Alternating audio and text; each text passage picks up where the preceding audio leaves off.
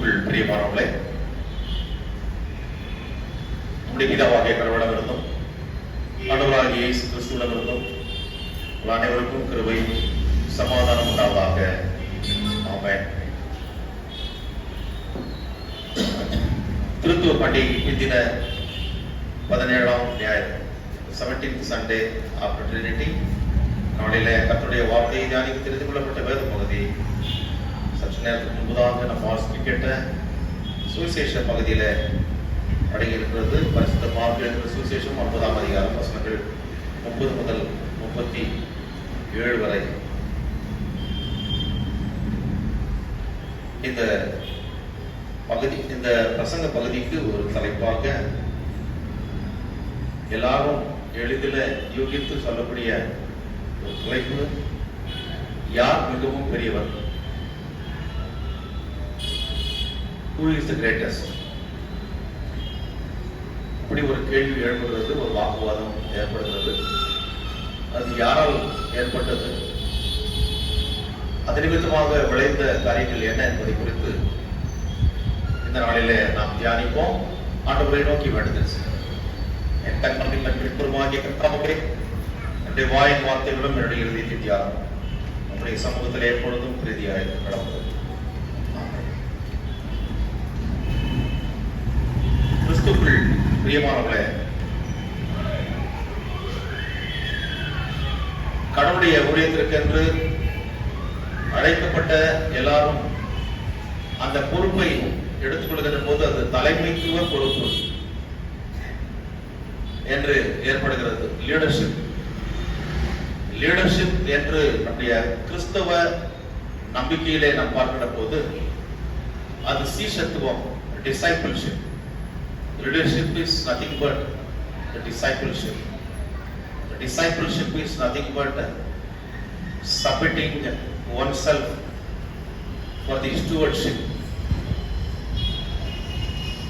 கர்த்தருடைய பணியை செய்ய அவருடைய பணியாளராய் ஒப்புக் கொடுக்கின்ற ஒரு காரியம். ஆகவே சிறிய ஊழியர், பெரிய ஊழியர் என்பது இது மனுஷரின் பார்வை. உண்மையுள்ள ஊழியர், உண்மையற்ற ஊழியர், இது தேவனின் பார்வை. இதுதான் இந்த வித்தியாசங்கள் என்பதை நாம் உணர்கிறோம். 3 விஷயத்துக்கு முன்பாக இந்த நாளின் பிரசங்க பகுதியிலிருந்து மார்க்கு சுவிசேஷகர் நமக்கு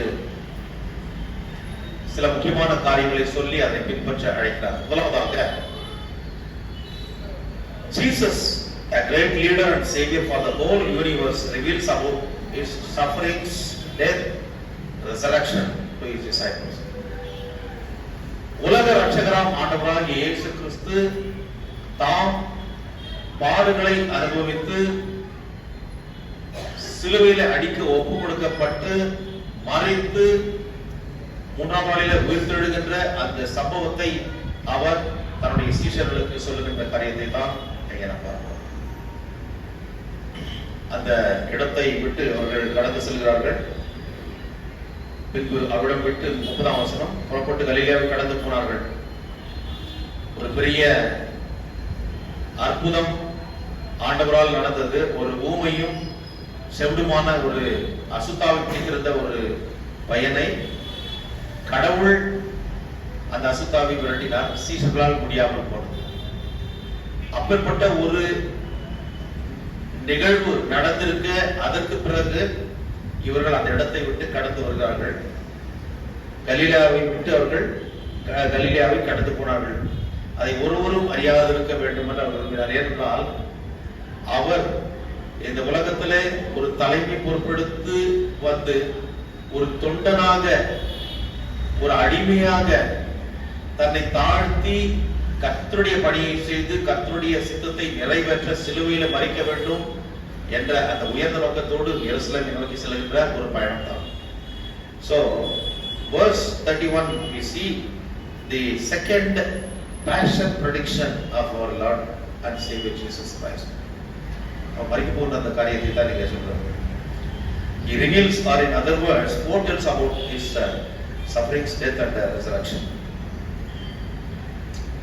ஆனால் 32ஆம் வசனத்தில் பார்க்கின்ற போது அவர்களும் அந்த வார்த்தை குறித்து அறிந்து கொள்ளவும் இல்லை, அதை குறித்து அவரிடத்தில் கேட்கவும் இல்லை. இவர் என்ன சொல்றாரு? அவர்களுக்கு அவருடைய சீஷர்கள் தான், ஆனால் அதை அவர்களுக்கு புரிந்து கொள்ள முடியவில்லை, அறிந்து கொள்ள முடியவில்லை என்று பார்க்கிறோம். அதே நேரத்தில் அவரிடத்தில் கேள்வி கேட்கவும் அவர்களால் முடியாது. But they did not understand the saying and were afraid to ask him. Why they should afraid? எதற்காக அவர்கள் பயப்பட வேண்டும்? ஆண்டவர் அவ்வளவு ஒரு கொடூரமான ஒரு தலைவரா? அப்பேற்பட்ட ஒரு தலைமைத்துவத்தை அவர் காட்டினாரா? இல்லையே. இயேசு தம்முடைய சீஷர்களை தன்னுடைய நண்பர்களாக அவர் பாவித்தார், இல்லைங்களா? சொந்த நண்பர்களை போல அவர் பாவித்தார். இன்முகத்தோடு பழகினார்.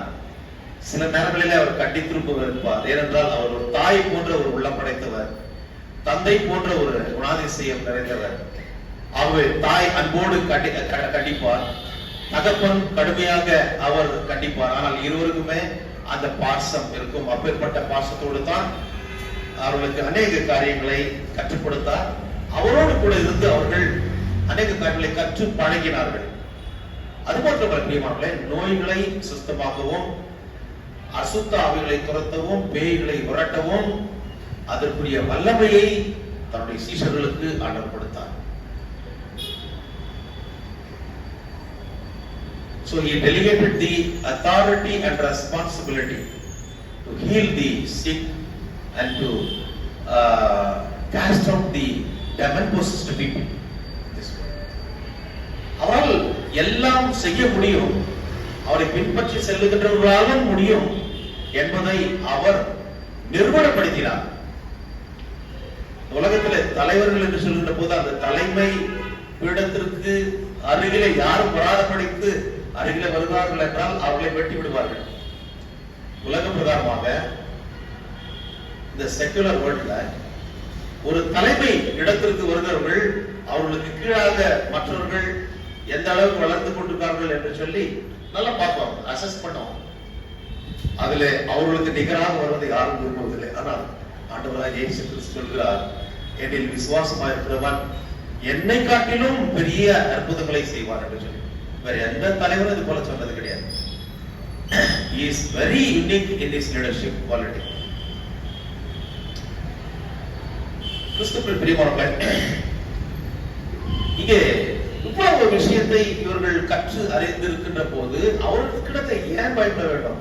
So, to our surprise, the poor understanding capacity of disciples about their master thinks us explore more on this issue. இல்லையா? இந்த விஷயத்துல ஏன் அவர்கள் தயங்கினார்கள், பயப்பட்டார்கள், ஏன் புரிந்து கொள்ளவில்லை என்று சொல்லி அவர் கிளிப்புலி சொல்ல கொடுக்குறமா சொல்றார். அநேக காரியங்களை அவர் உவமைகள் மூலமாக சொன்னார், டைரக்ட் ஸ்பீச்சின் மூலமாக சொல்கிறார். ஆனால் இங்கே பார்க்கின்ற போது இது தேர்ட் இல்லையா, ஹி என்று சொல்லி மனுஷகுமாரனை அவர் சொல்லுகின்ற ஒரு காரியத்தை நாம் பார்த்தோம். தேர்ட் பர்சன் மாஸ்குலின் மெசேஜ்ல சப்த ஜெபி பண்ணார். அவர் மனுஷகுமாரன் இப்படியா பாடுபடுவார் அப்படின்னு சொல்லிட்டு சொல்லுகிற ஒரு காரியம். நான் பாடுபடுவாங்க டைரக்ட் ஸ்பீச்ல சொல்ல, ஒருவேளை அது புரியாம கூட இருக்கலாம். ஆனால் எல்லாவற்றையும் அவரை போலவே கற்று அறிய வேண்டும், அவரை போலவே அந்த குணாதிசயங்கள் அவர்களிடம் வர வேண்டும் என்று சொல்லி கடவுள் விரும்பினார். அதுதான் ஒரு தலைப்புக்குரிய ஒரு குவாலிட்டி ஆண்டவரிடத்துல அது நிறைவா இருந்தது. பிரியமானவர்களே, 33ஆம் வசனத்துல அவர்கள் அங்கிருந்து கப்பர்நகூமுக்கு வந்த பிறகு அங்கிருக்கின்ற ஒருவருடைய வீட்டிலே அவர்கள் உணவு அருந்துகின்ற போது நடக்கின்ற அந்த சம்பவங்கள் எல்லாம் பார்த்தார்கள். அவரை ஏற்றுக்கொண்ட அந்த வீட்டு உரிமையாளர் அவர்களுக்கு தண்ணீர் கொடுத்து கால்களை கழுவி கொள்ளும்படி செய்கிறார். அந்த உபசரிப்பு, ஹாஸ்பிட்டாலிட்டி என்பது மிக மிக மிக முக்கியமானது.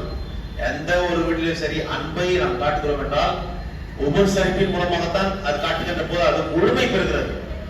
இல்லைன்னா சும்மா பேச்சு வாக்குல என்று சொல்லி ஆண்டவரை அப்படியாக உபசரித்த போது அவர் சொல்லுகின்ற காரியம், காலை கழுவிதான் அவர்கள் வீட்டுக்குள்ளாக போகலாம். அந்த தண்ணீர் கொடுத்து அந்த காலை துடைத்துக் கொள்ளவும் ஒரு துணியை கொடுத்து அவள் போய் உட்கார்ந்த பிறகு அவள் பணிவிடை செய்கின்ற அந்த காரியத்தை அந்த உணவறிந்த பிறகு அப்ப ஆண்டவர் கேட்கிறாரு 33ஆம் வசனத்துல, வழியில நீ வரும்போது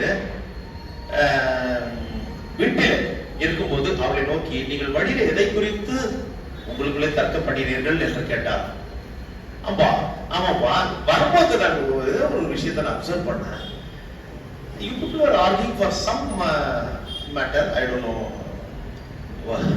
what it is. அந்த ஒரு அதை தெரிந்து கொள்ள வேண்டும் என்று ஆண்டவர் கேட்கிறார். எந்த விஷயத்துக்காக நீங்க தர்க்கம் பண்ணி வந்தீங்க? எதுக்காக ஆர்கியூ பண்ணி வந்தீங்க? என்ன விஷயம்? வாட் இஸ் யுவர் ப்ராப்ளம் என்று கேட்கிறார். ஆனால் ஆண்டவருக்கு நல்லா தெரியும் அவர்கள் எதை குறித்து பேசிக் கொண்டு வந்தார்கள் என்று.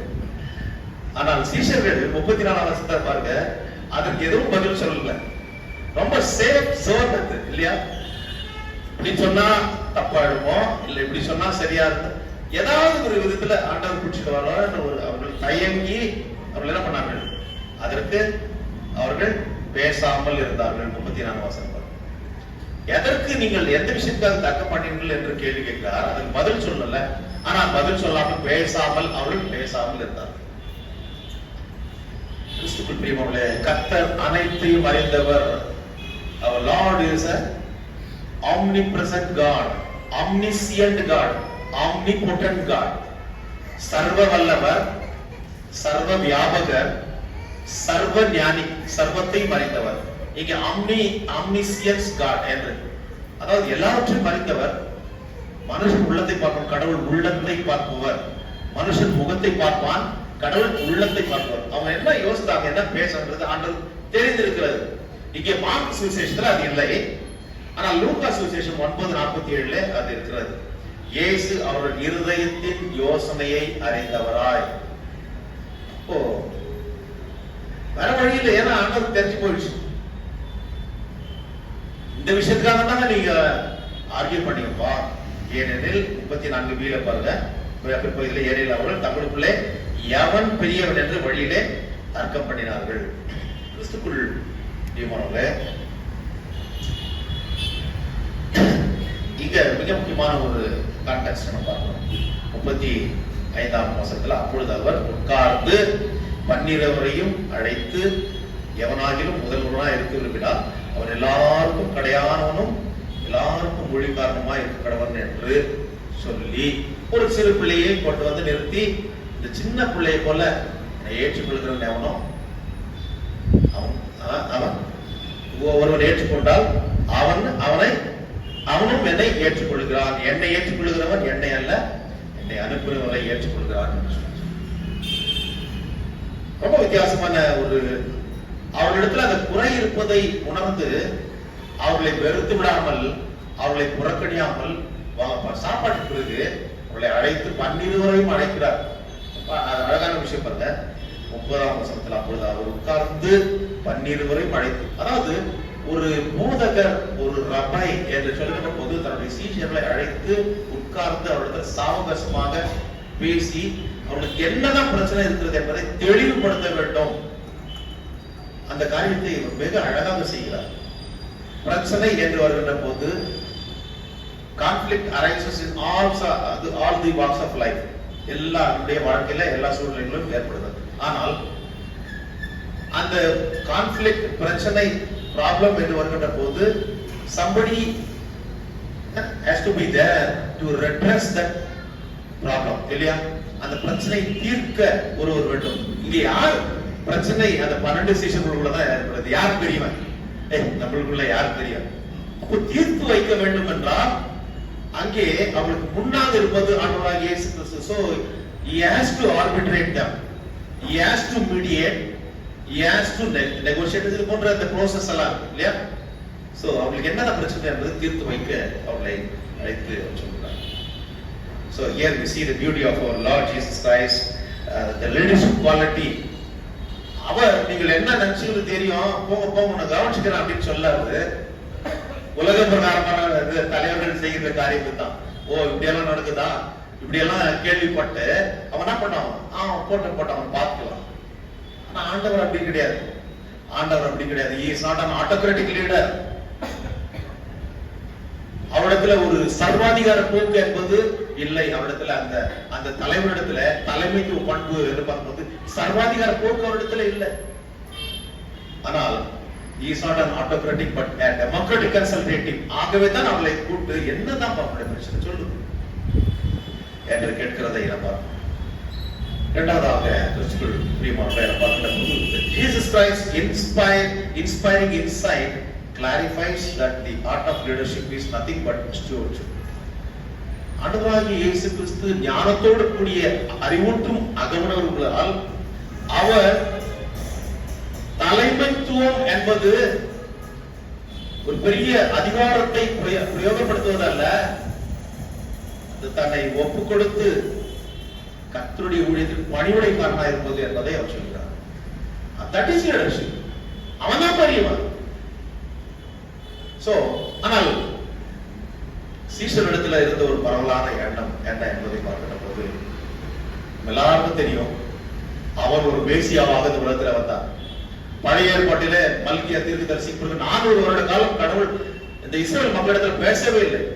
கடவுள் நம்மை மறந்து போனார் என்று சொல்லி வேதனையோடு இருந்த நேரத்தில் அந்த மலாக்கி தீர்க்கதரிசன புத்தகத்துல அந்த கடைசி அதிகாரத்துல அவர் நான் உங்களுக்கு எளிய தீர்க்கதரிசி அனுப்புகிறேன் என்று சொல்லி, அதே போல 400 வருடங்களுக்கு பிறகு யோவான் ஸ்நானகனை அவர் அனுப்பினார். அவன் தான் வருகிற எலியா என்று சொல்லி ஆண்டவராகிய இயேசு கிறிஸ்துவை மிக தெளிவாக விளக்கி சொன்னார். பிரியமானவர்களே, அவருக்கு பின்பாக வந்த ஆண்டவராகிய இயேசு கிறிஸ்து அவரிடத்தில் ஞானஸ்நானம் பெற்ற பிறகு இதோ உலகத்தை சுமந்து இருக்கிற தேவாட்டுக்குட்டி இவர் தான் மேசியா என்று சொல்லி வெளியரங்கப்படுத்தினார். நீங்கள் எல்லாம் எதிர்பார்த்து கொண்டிருந்த மேசியா கிறிஸ்து இவர் தான் என்று சொல்லி. அதனால அது வரைக்குமா யோவான் ஸ்நானகனோடு இருந்த சீஷர்கள் மற்றவர்கள் எல்லாரும் ஆண்டவரை பின்பற்ற ஆரம்பித்தார்கள். ஆண்டவருடைய சீஷர்களாக பிறகு இவர்களுக்கும் அந்த விசுவாசம் வந்தது. அவர் உண்மையான மேசியா, யாக்கோபின் சந்ததியை ஆள வந்தவர், இவருடைய இந்த அரசாங்கம் என்பது நிலையானது. இந்த இஸ்ரவேலின் நித்திய ராஜா. இப்போ கண்கூடா எல்லாம் இவர்கள் சீஷர்கள் பார்த்தார்கள். நோய்களை அவர் அதாவது சுகமாக்குகிறார், பிசாசுகளை அவர் துரத்துகிறார், செத்து போனவர்களை உயிரோடு கூட எழுப்புகிறார், பெரிய அற்புதங்களையும் அடையாளங்களும் செய்கிறார். இவரால் ரோம சாம்ராஜ்யத்தை விரட்டி அடிக்க முடியும். ஏற்கனவே தீர்க்கதரிசிகள் சொன்ன விதமாக இவர் யாக்கோபின் வம்சத்தை அவர் காப்பார், அதாவது தாவீதின் வம்சத்தை is going to establish the Davidic kingdom in this world என்பதை இவர்கள் அறிந்தார்கள். ஆகவே இந்த ராஜா வருகின்ற போது அவருக்கு ஒரு ராஜாங்கம் இருக்கும். அந்த ராஜ்யத்திலே இவர் ராஜாக இருக்கும் போது நம்ம 12 பேர்ல யார் நெக்ஸ்ட் பொசிஷன் ஆடுது புரிச்சுங்களா? ஆகினால்தான் யார் பெரியவர், அவருக்கு அடுத்ததாக the next person associate யார் வர வேண்டும் என்ற ஒரு காரியம். யாரதான் இந்த பதவி ஆசை விட்டது இல்லையா? யாரதான் விட்டது இந்த நாற்காலி கனவு என்று பார்க்கின்ற போது உலக பிரகாரமான இந்த செக்குலர் ஃபீல்ட்ல, உலக பிரகாரமான அரசியல்ல, உலக பிரகாரமான அரசியல் மாத்திரமல்ல திருச்சபையின் அரசியல் கூட நாற்காலி கனவு என்பது இருக்கிறது. தலைமை பொறுப்புக்கு வர வேண்டும், ஆனால் வந்த பிறகு சரியாக செய்ய முடியாத காரியங்களை தான் அநேக சூழ்நிலைகளை பார்க்கிறோம். திருச்சபை இதுதான் திருச்சபையினுடைய அதாவது வரலாறு. அநேக வந்தார்கள், என்ன சாதித்தார்கள் என்றால் ஒன்று கிடையாது. பதவிக்கு வர வேண்டும், பதவியா சுகத்தை அனுபவிக்க வேண்டும், என்னென்ன செய்ய முடியுமோ எல்லாவற்றையும் செய்து அவர்கள் நிம்மதியோடு போய்விடும், மற்றவர்களை குறித்து கவலை இல்லை. இதுதான் தலைமை பண்பா? அதாவது தலைமைத்துவத்துக்கு கடவுள் தெரிந்து கொண்ட பிறகு செய்யக்கூடிய ஒரு காரியமா? இதுதான் இன்றைக்கு பட்டவர்த்தனமாக நடந்து கொண்டிருக்கிறது உலகத்துல. அதாவது எந்த கஷ்டமும் படாமல், எந்த பாடுகளும் படாமல், நோவாமல் நோம்பு கும்பிடான்னு சொல்றாங்க. அது போல இன்னைக்கு சிலர் பெரிய பொறுப்புக்கு வருவாங்க, பல பொய்களை சொல்லி, அதாவது நம்முடைய தேசத்துல கூட சரி 3 முறை ஆட்சி அமைத்திருக்கின்ற மத்தியில ஆட்சி அமைத்திருக்கிற பல காரியங்களை சொன்னாங்க. சரி, அது பெரிய பொறுப்புல, பிரதம மந்திரி பொறுப்புல, அதுக்கு அடுத்து யார் வர்றது? அந்த பொறுப்புக்காக யாரு? இப்போ ஏசாமி கூட இருக்காரு. ஏசாமிக்கு நெக்ஸ்ட் பொசிஷன் யார்? எந்த பொசிஷன் நெக்ஸ்ட்? பிரைம் மினிஸ்டருக்கு நெக்ஸ்ட் பொசிஷன் இம்பார்ட்டன்ட் நீங்க நினைக்கிறீங்க? உள்துறை அமைச்சர், அப்ப பைனான்ஸ் மினிஸ்டர் இல்லையா? அவங்க ரெண்டு பேரும் அப்படின்னா, இவர் மதியத்துல உட்காராருன்னா அவர் வலது பார்சல இடது பார்சல உட்காந்து ரைட் ஹேண்ட் லெஃப்ட் ஹேண்ட் போல ரொம்ப இம்பார்ட்டன்ட். இதுல ஆண்டவர் எதிர்பார்த்த காரியம் என்ன? அவர் ஏற்கனவே சொல்லுகிற போது, பாடுகள் மூலமாகத்தான் நாங்கள் ரட்சிப்பை கொடுக்க வந்திருக்கிறேன், அந்த வழிதான் நீங்களும் பின்பற்ற வேண்டும். பாடுகளின் மூலமாக பரவசம், பரலோகம், பரம வாழ்வு. அதை புரிந்துபடாதபடிக்கு இவர்கள் பூலக வாழ்விலே இவர் ராஜாவாக வருவார், இவருடைய ராஜ்யத்துல நாம் ஒரு பெரிய பொறுப்புல இருக்க வேண்டும் என்று சொல்லி, ஜஸ்ட் லைக் எந்த கஷ்டமும் படாம பாடுகளை அனுபவிக்காம, அதுக்காக தான் அந்த விஷயம் சொன்னேன். உபத்திரங்களை சகிக்காம, துன்பங்களை அனுபவிக்காமல், எல்லாம் என்ன ஒரு பதவியில உட்கார்ன்ற ஒரு நாராட்ட பெரிய எந்த பெரிய போஸ்ட்ல வரும். பைனான்ஸ் மினிஸ்டர் கூட அப்படிதான்ல. இப்ப இருக்கிற பைனான்ஸ் மினிஸ்டர் தெரியும் நல்லா. அவங்க எங்க வந்து மக்களை சந்திச்சு ஓட்டு கேட்டுருக்காங்க? மக்களிடத்துல போல, மக்களிடத்துல போக ஏதாவது செய்ய வேண்டும் என்றால், இந்த சமுதாயத்துக்கு ஏதாவது செய்ய வேண்டும் என்றால், அறிஞர் அண்ணா சொன்ன ஒரு காரியம், மக்களிடத்தில் போங்கள். மக்களிடத்துல போங்க. அவங்ககிட்ட போனதான் தெரியும் அவங்க என்ன கஷ்டப்படுறாங்கிறது. ஆண்டவர் செய்தார் இந்த காரியத்தை. பிரியமானவர்களே, அறிஞர் அண்ணா, பெரிய பெரிய தலைவர்கள், மேதைகள், மேதாவிகள் எல்லாம் கிறிஸ்துவனுடைய அந்த வழி அடிச்சோட்டை பின்பற்றினவர்கள். ஏனென்றால் இயேசு கிறிஸ்து எல்லா மக்களோடு போய் பழகினார், அவருடைய நம்பிக்கை கொடுத்து அவருடைய வாழ்க்கையில தூக்கி எடுத்தார். அதுதான் ஒரு லீடர்ஷிப் குவாலிட்டி. ஆனால் இன்னைக்கு பார்க்கும்போது பிரான்ஸ் மினிஸ்டர் வந்து மக்களை போய் சந்திக்கவே இல்லை. அது போன்ற எண்ணம் தான் கொடுக்கணும். ஆனா போன முறை என்ன அந்த பொசிஷன் பண்ணது, ஒரு முறை டிஃபென்ஸ் மினிஸ்டர் வந்துட்டாங்க, பாதுகாப்புத்துறை அமைச்சர், அடுத்ததாக ராணுவ அமைச்சர், 2 முறை நிதித்துறை அமைச்சர். நான் பாலிடிக்ஸ் பேசுறதுக்காக இல்ல, ஆனால் இவர்கள் மக்களை சந்திக்காதவர்கள். மக்களை சந்திக்கின்ற போதுதான் அதுல ஜெயிக்க முடியுமா என்பது தெரியும். அதனால என்ன பண்றாங்க, வாய்ப்பு வந்த பிரகாரமா அவங்க பேசுறாங்க. வெங்காயம் வந்து ஏறி போச்சுன்னா வெங்காயம் நான் சாப்பிடுறது இல்லை. ரீசெண்டா வந்த ஒரு காரியம், பன்னு இருந்து பன்னுக்கு கிரீம் போட்டாக்க உடனே அது 70 rupees ஆயிடுது. பன்னுக்கு வந்து டாக்ஸ் கிடையாது, ஜிஎஸ்டி. ஆனா கிரீம் அது 2 சேர்க்கும்போது இது இவ்வளவு ஆயிடுச்சு. வேற ஒருத்தர் வந்து சொல்றாங்க ஜிஎஸ்டி குறைக்கு உங்க அதுக்கு கூட ஏதாவது கொடுக்கல. கூப்பிட்டு இருக்கு அவர் கேட்ட ஒரு அவமானப்படுத்துற மாதிரி சேர்த்து சொல்ல கூப்பிட்டு மன்னிப்பு. இதுதான் ஒரு தலைமைத்துவ பண்பா? இது ஏன்னா உலகத்துல நடக்கின்ற காரியம், இப்பொழுது நடந்து கொண்டிருக்கிற காரியத்தை நான் சொல்லுகிறேன். ஆண்டவர் அது போன்ற ஒரு காரியத்தை செய்யவே இல்லை. ஆனால் அவர்களுக்கு கற்றுக் கொடுக்கிறார். அதாவது பெரியவனா இருக்க விரும்புவன் எல்லாருக்கும் கடைநிலை ஊழியனா இருக்கணும், எல்லாருக்கும் டி குரூப் எம்ப்ளாயா இருக்கணும். அப்பதான் அவன் வந்து அந்த கம்பெனியுடைய மேனேஜிங் டைரக்டர் ஆர் சேர்மன், சிஎம்டியா இருக்கணும். அந்த லெவலுக்கு போக வேண்டும். நீ ஃபர்ஸ்ட் நீ ஒரு டி குரூப் எம்ப்ளாயா பணிபடைக்காரனா இருக்கணும். அந்த காரியத்தை ஆண்டவராகிய இயேசு கிறிஸ்து செய்தார். பிரியமானவர்களே, ஆனால் பரிசேயர் சதுசேயர் போல அவர் எப்பொழுதும் அவர்கள் மேன்மை தங்கிய இடத்துலதான் இருக்கணும். என்ன ஒரு மீட்டிங் ஆகுதுன்னா அவங்களுக்கு வந்து உயர்ந்த இடத்துல உயர்ந்த ஆசனத்துல அவங்க உட்காரணும். மற்றவர்கள் எல்லாம் அவர்களை புகழ்ந்து நிற்கிறதுக்காக அப்பேற்பட்ட ஒரு கம்ஃபர்ட் ஜோன் அவர்களுக்கு எதிர்பார்த்தார்கள். எப்போ ஒரு உயர்ந்த நிலையில மற்றவர்களால் புகழணும். இன்னைக்கு கூட ஒரு பதவிக்கு வராம ஒருத்தர் வச்சுக்கலாம். ஒரு பதவிக்கு வர்றதுக்கு முன்னாடி போய் எல்லா வீட்டுக்கும் போய் கும்பிட்டு போட்டு வருவாரு. வணக்கம் போட்டு தோத்திரம் போட்டுன்னு எல்லாத்தையும் ஓட்டு கேட்டுவாரு. ஓட்டு கேட்டு ஜெயிச்ச பிறகு அவர் போய் உட்காந்துருவார். கடைசியில் இவங்கெல்லாம் போய் அவங்க கிட்ட கேட்டா அவருடைய ரெஸ்பான்ஸ் எப்படி இருக்கு? கடைசியில அவர்களை புகழ்ந்து பாடி புகழ்ந்து, அதாவது ஓவர் எக்ஸாஜரேஷன் பண்ணி இது பண்றவங்க நல்லா எல்லாத்துக்கும் அனுபவிச்சுன்னு போயிடுவாங்க. மற்றவர்களுக்கு கிடைக்காது. இது போன்ற ஒரு காரியத்தை தான் பரிசேயர்கள் செய்தார்கள், சதுசேயர்கள் செய்தார்கள். சதுசேயர்கள் ரோமர் சாம்ராஜ்யத்தோடு கூட இணக்கமாக இருந்து கொண்டு எல்லா, அதாவது ஒரு நன்மையும் அனுபவித்தார்கள். இன்னைக்கு நிறைய பேர் அப்படித்தான் செய்யறாங்க. யார் எக்கடு கேட்டாலும் போட்டோம், யார் தலைவிதி அப்படின்னா போயிட்டோம். நான் நல்லா இருக்கணும், நான் பணத்தை சேர்த்துக்கணும், நான் என் குடும்பம் நல்லா இருக்கணும் அப்படின்ற நினைக்கின்ற போதுதான் அவருடைய அந்த அதாவது தலைமைத்துவம் என்ற ஒரு குணாதிசயம் அவரிடத்துல அது அதாவது அலங்கோலமாக்கப்படுகிறது. அவர்கள் அலங்கரிக்க வேண்டிய பதவி அது, தலைமை பதவி என்பது. ஆனால் அதை அலங்கோலப்படுத்துகிறார்கள் தம்முடைய சுய விருப்பத்திற்காக. திருச்சபைகளில் நடக்கிறது கிறிஸ்துவுக்குள் பிரியமானவர்களே, மிகுந்த வேதனையோடு சொல்லிக் கொள்கிறேன். பெரிய இடத்துக்கு தான் போனோம். அதாவது வானொலி மாமா சொல்லிட்டு பெங்களூர்ல எங்களுக்கு நல்ல சின்ன பிள்ளைங்களாக்கும் போது எங்களுக்கு வந்து ஒருத்தர் சிபி ஜெயசுதாஸ்னு ஒரு அண்ணன் இருப்பார்.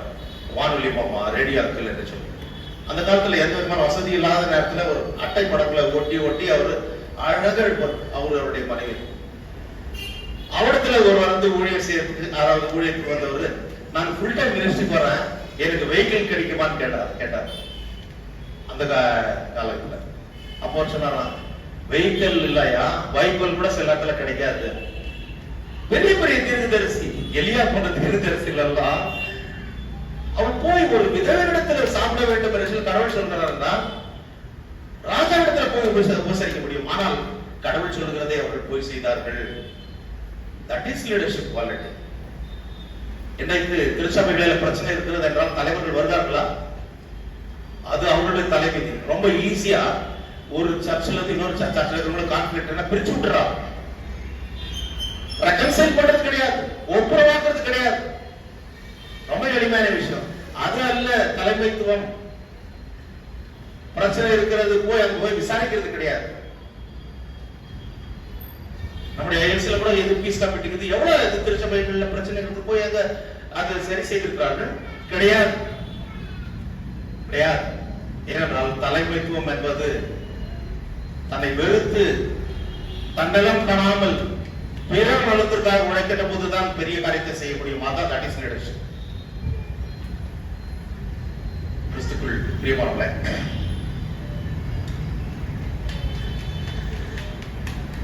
நம்முடைய பிரதம மந்திரி அவர் ஒரு தலைமை பொறுப்பில் இருக்கார். பெரிய பொசிஷன் நம்முடைய தேசத்துல மணிப்பூர் மாநிலத்தில் நடந்த சம்பவங்கள் நல்லா பற்றி எரிகிறது. இரு அதாவது இனத்தை சேர்ந்தவர்கள் மோதி கொள்கிறார்கள். பழங்குடி மக்கள் ரத்த கலனாக இருக்கிறது. இன்னும் பற்றி இருக்கிற திருச்சபைகளும் உடைத்து சுக்குநூறாக்கப்படுகிறது. சட்டம் ஒழுங்கு கெட்டு போயிருக்கு. இப்பேற்பட்ட சூழ்நிலை அங்க போய் சந்திக்காமல் இவர் எங்க போறாருன்னா, ரஷ்யா அண்ட் உக்ரைன் மத்தியில நடந்து கொண்டிருக்கிற போர் ஒரு வருஷத்துக்கு மேல நடந்திருக்கு. அங்க போயிட்டு அவருடைய சமாதானத்தை ஏற்படுத்த விரும்புகிறார். காரணம் என்ன? தலைவர்ல செய்யறது நல்லதுதான், ஆனா இங்க பத்தி ஏறிது, இங்க போலியே. இதுதான் நான் பார்க்கிறேன் லீடர்ஷிப் குவாலிட்டி. அங்க போய் நீ செய்யும் போது ஒருவேளை சக்சஸ்ஃபுல் ஆயிடுச்சுன்னா உனக்கு சமாதானத்துக்கான நோபல் பரிசு கிடைக்கும். இங்க வந்தா உனக்கு ஒன்றும் கிடைக்காது. ஆனால் இதுதான் நீ செய்ய வேண்டிய உன்னுடைய பொறுப்பு. உள்ளூர்ல ஓனா பிடிக்க தெரியாதவன் அயலூர்ல ஆணை பிடிக்கிறது மாதிரி காரியம். உள்ளூர்ல ஓனா பிடிக்க தெரியாதவன் அயலூர்ல ஆணை பிடிக்க போனான் போல. இது போலதான் லீடர்ஷிப் இன்றைக்கு தாறுமாறாக போய் கொண்டிருக்கிறது. அது செகுலர் பாலிடிக்ஸ்லும் சரி, திருச்சபையிலும் சரி, ஸ்பிரிச்சுவலாகவும் இது தாறுமாறாக சென்று கொண்டிருக்கிறது. கிறிஸ்துக்குள் பிரியமானவர்களே, பதவி வரும்போது பணிவும் வர வேண்டும், துணிவும் வர வேண்டும். தோழா, கடவுளை எதிர்பார்க்கின்ற ஒரு காரியம் முதல்ல அந்த பணிவு வர வேண்டும். ஆகவேதான் கடவுள் மற்ற எல்லா மக்களுக்கும், அதாவது தேவனாகிய கடவுளுக்கு சமமா இருப்பதை கொள்ளையாடின பொருளாக எண்ணாமல், பிலிப்பியர் 4:1-12 பார்க்கின்ற போது தம்மை தாமே அவர் வெறுமையாக்கி அடிமையின் ரூபம் எடுத்து மனுஷர் சாயலானார். அவர் மனுஷர் கோலமாய் காணப்பட்டு தம்மை தாழ்த்தி சிலுவை பரியந்தம் தம்மை தாழ்த்தினார். So he emptied himself, he humbled himself. அது மாத்திரமல்ல, he took the servanthood, அடிமையின் ரூபம் எடுத்தார். அடிமை, அதாவது servanthood என்று பார்க்கின்ற போது it is nothing but as slave, ஒரு அடிமை போல. அவன் கேள்வி கேட்க முடியாது, அப்பேற்பட்ட ஒரு குணாதிசயம் தேவை என்று சொல்லி ஆகவே தான் இப்பேற்பட்ட தெய்வம் எந்த அளவுக்கு தன்னை தாழ்த்தினார் அந்த அளவுக்கு வானோர் பூதலத்தோர் பூமியின் கீழானோர் எல்லாரும் எல்லாருடைய முழங்கால முழங்கும்படியான மேலான நாமத்தை பிதாவாகிய கடவுள் ஆண்டவராக இயேசு கிறிஸ்து கொடுத்தார். காரணம் அவர் தம்மை முழுமையாக தாழ்த்தினார். அப்பேற்பட்ட ஒரு தாழ்மை வர வேண்டும். பதவி வருகின்ற போது பணிவும் வர வேண்டும், துணிவும் வர வேண்டும். நிறைய பேருக்கு அது வர்றது கிடையாது. ஹிட்லர், அடால்ஃப் ஹிட்லர் தெரியல, ஜெர்மனியுடைய சர்வாதிகாரி. அவருக்கு முன்பாக அதனை ஜெர்மனி தேசத்தை கட்டமைத்தவர்கள் இல்லையா, ஓட்டோஃபோன் பிஸ்மார்க் பிரிந்து கிடந்த இடங்களெல்லாம் ஒன்றா சேர்த்து ஒரு ஜெர்மனி தேசமாக படைத்தார். ஆகிய நடக்கின்ற ஒரு காரியம் பிரியமானவர்களே. அவர்தான் முதலாவது the first ever chancellor of the Germany. He unified all the states as one unified the Germany. அப்படி சேர்த்து எல்லா மக்களும் வாழ வேண்டும் என்று சொல்லி அவர் விரும்பி அதனுடைய ஒரு பெரிய சிற்பியாக இருந்தார். He did not wanted to conquer the world.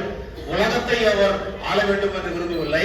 or even Europe, ஐரோப்பாவையும் ஆள வேண்டும் என்று விரும்பவில்லை. or destroy other races, மற்ற இனத்து மக்களை அழிக்க வேண்டும் என்று திட்டமிடவில்லை. or enslave non-German, மற்ற ஜெர்மானியர் அல்லாதவர்களை அடிமைகளாக்க வேண்டும் என்றும் நினைக்கவில்லை. ஆனால் ஹிட்லர் did everything. புரிஞ்சுங்களா? That is the difference between this leadership, Bismarck's leadership and Hitler's leadership. Hitler என்ன செய்தார்? யூதர்கள் இங்கே இந்த உயர்வுக்கு, இந்த நாட்டினுடைய உயர்வுக்கு அவர்கள் தடைகளாக இருக்கிறார்கள் என்று சொல்லி 60 லட்சம் மக்களை கொன்று குவித்தார். இதுதான் ஒரு தலைவனுக்குரிய பண்பா? ஈவு இரக்கம் இல்லாமல் கொல்லப்பட்ட அந்த ஆத்து மக்கள் கிறிஸ்துவுக்குள் பிரியமானவர்களே, விசுவாசம் தான் அப்பேற்பட்ட காரியத்தை கொடுக்கிறார். எப்பேற்பட்ட காரியம்? அழிக்கின்ற ஒரு காரியம், அழிவின் சக்தி பிசாசு. ஆனால் ஆக்கப்பூர்வமான காரியத்தை, ஜீவனை கொடுப்பவர் கடவுள். அந்த ஜீவன் பரிபூரணப்படவும் வந்தவர். அது மாத்திரமல்ல, நித்திய ஜீவனை கொடுக்க அவர் வந்தார். ஆகவே கிறிஸ்துவுக்குள் பிரியமானவர்களே, சீஷர்களிடத்தில் இருந்த அந்த காரியம், நீ பெரியவனா இருக்க வேண்டும் என்றால் எல்லாருக்கும் ஊழியக்காரனாக அடையாளமாக இருக்க வேண்டும் என்று சொல்லி சீஷத்துவத்தின் தன்மையை, தன்னலமற்ற செய்கையை புரிந்து கொள்ள அவர்கள் தடுமாறினார்கள். அந்த தடுமாற்றத்தை அவர் நிறுத்தினார். இங்க நில்லுங்கள், கற்றுக்கொள்ளுங்கள்.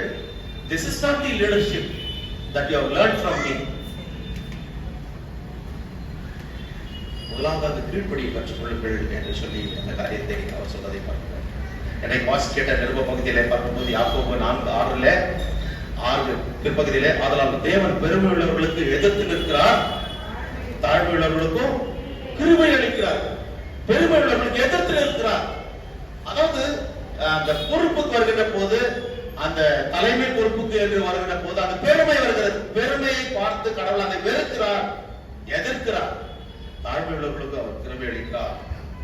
தன்னைத்தான் தாழ்த்துகிறவன் உயர்த்தப்படுவான், தன்னை உயர்த்துகிறவன் தாழ்த்தப்படுவான் என்று லூக்கா சுவிசேஷம் 14:11 நாம் பார்க்கிறோம்.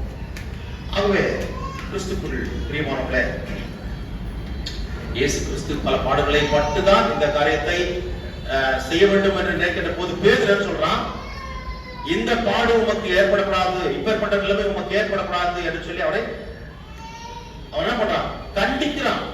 ஆண்டவர், இது போல சம்பவம் உங்களுக்கு நடக்கூடாது. என்ன பேசுறான்? நீ சிலுவையில நீ அறைய பண்ணப்பா, நீதான் மேசியா, உண்மை நம்பிதான் இருக்கணும். அப்ப என்ன சொல்றாரு? எனக்கு பின்னால போ சாத்தானே என்ற, நீ மனுஷனுக்குரியவளை கடவுளுக்குரியதை சிந்தியாமல் மனுஷனுக்குரியதை சிந்திக்கிற. புரிஞ்சுக்கல? அதே ஆண்டவர் தான் அவனிடத்துல பேசுகிறப்பா. அந்த சம்பாஷணையில பாருங்க, மத்தேயு சுவிசேஷத்துல 16 13-28 வரைக்கும் பார்க்கிற போது ஆரம்பத்துல சொல்றாரு, ஜனங்க என்னை பத்தி என்ன சொல்றாங்க? சீசர் சொல்றாங்க, சிலர் எலியான்றாங்க, சிலர் எரேமியான்றாங்க, சிலர் யோவான் சொல்றாங்க. அப்ப நீங்க என்ன சொல்றீங்க? அப்ப பேதுரு தான் முன்ன வந்து சொல்றாரு, நீர் ஜீவனுள்ள தேவனுடைய குமாரனாகிய கிறிஸ்து. அப்ப அப்ரிஷியேட் பண்ற, இதை உனக்கு மாம்சம் வெளிப்படுத்தவில்லை, பிதாவாகிய கடவுளை வெளிப்படுத்தினார். ஆனா அதே அந்த சம்பாஷணை, அந்த டிஸ்கோர்ஸ்ல பாருங்க, அதனுடைய முடிவுல, நான் இப்படியாக பாடுபட்டு மறைக்க வேண்டும் என்று சொல்லுகின்ற போது இந்த சம்பவம் நடக்கக்கூடாது சுவாமி என்று கண்டிக்க தொடங்கினார் போது ஆண்டவர் சொல்ல, எனக்கு பின்னாக போ சாத்தான் என்ற. ஆகவே தலைமைத்துவம் என்பது கடவுளுக்கு பிரியமானது. அப்போது அதனால்தான் கடைசியாக நாம் பார்க்கின்ற போது மூன்றாவதாக கடைசியாக Jesus chose a child as the model of discipleship. அவங்கதான் ஒரு குழந்தை எடுத்து அவர் நிறுத்தி இந்த குழந்தை குழந்தைனா நமக்கு நல்லா தெரியாது என்னென்ன குணாதிசயங்கள் இருக்கிறது. children were part of the vulnerable people in the community இல்லையா. they had no rights of their own. அவளுக்கு எந்த விதமான உரிமையும் தனக்கென்று இருக்கிறது என்று தெரியாது. இவ்வளவு அதிகாரம் இருக்குதா, இவ்வளவு பிரிவிலேஜஸ் இருக்குதா, அப்படி இருக்க வேண்டும். தலைமைத்துவம் என்ற பிறகு தன்னலம் கருதாமல் பிறர் நலம் கருத வேண்டும், பிறர் வாழ வேண்டும் என்று நினைக்கின்ற போதுதான் கடவுள் இங்கே செயல்பட ஆரம்பிக்கிறார். அப்போதுதான் நல்ல குவாலிட்டி அந்த தலைமைத்துவ பண்புகள் வெளிப்படும். they have nothing to offer to a stranger in terms of status or importance. மத்தவங்களுக்கு வெளியிலிருந்தவங்களுக்கு என்ன கொடுக்க முடியும்? சின்ன பிள்ளைங்க என்ன கொடுப்பாங்க? அவங்க கிட்ட இருக்க அந்த விளையாட்டு சாமான் தான் கொடுப்பாங்க இல்லையா. வேற எதுவும் கொடுக்கிறது அவங்களுக்கு வேற எதுவுமே கிடையாது. கள்ளக்கபடம் இல்லாதவர்கள், வெள்ளை மனம் கொண்டவர்கள், இருமாப்பு இல்லாதவர்கள், they have no preferences or prejudices in their mind இல்லையா. எந்த விதமான கெட்ட எண்ணமும் இல்லாதவர்கள் சின்ன பிள்ளைங்க. அது சின்ன பிள்ளைகளுடைய மனம் வெள்ளை மனம் இல்லையா அப்படி சொல்லுவாங்க. அப்பேற்பட்ட உள்ளம் கொண்டவர்களாக நீங்கள் இருக்க வேண்டும். அதுதான் உண்மையான தலைமைத்துவ பண்பு என்று சொல்லி ஆகவே கிறிஸ்துவின் பிரியமானவர்களே, இதை கேட்ட நாம் இந்த நாளிலே நம்மை ஒப்பு கொடுத்து நாமும் கூட இந்த உலகத்துல அவருக்கென்று அழைக்கப்பட்டிருக்கிறோம். தலைவர்களாக தலைமைத்துவ பண்புகளை பெற்றவர்களாக, ஆனால் நாம் பணிவிடைக்காரர்களாக இருக்க வேண்டும். அதைத்தான் கடைசியில யாக்கோபு 4:10 சொல்ல, கர்த்தருக்கு முன்பாக தாழ்மைப்படுங்கள், அப்பொழுது அவர் உங்களை உயர்த்துவார். உயர்வு என்பது அதுதான். தாழ்மைப்படுங்கள், அப்பொழுது அவர் உங்களை உயர்த்துவார். ஆகவே நாம் எந்த அளவுக்கு தாழ்த்தி ஆண்டவரிடத்தில் ஒப்பு கொடுக்கிறோமோ அந்த அளவுக்கு உயர்த்தி உன்னத இடத்துல நம்மை வைப்பார், உன்னதத்தில் சேர்த்துக் கொள்வார். ஏனென்றால் அதற்கு மிக முக்கியமான ஒரு குவாலிட்டி தலைமைத்துவ பண்பு தாழ்மை, ஹம்பிள்னஸ். அதை ஆண்டவரிடத்தில் ஏராளமாக இருந்தது. அந்த குணாதிசயத்தை நாமும் பெற்று உலகத்தில் அவர் கேட்டு சாட்சிகளாக ஜீவிக்க கடவுள் தாம் எனக்கு செய்வாராக. எல்லாருக்கும் தெய்வீக சமாதானம் இருதயங்களையும் சிந்தனைகளை கிறிஸ்து இயேசுக்குள்ளாக நம்மை பலப்படுத்தி காப்பாராக. ஆமென். ஸ்தோத்திர கீதத்தை நாம் பாடுவோம்.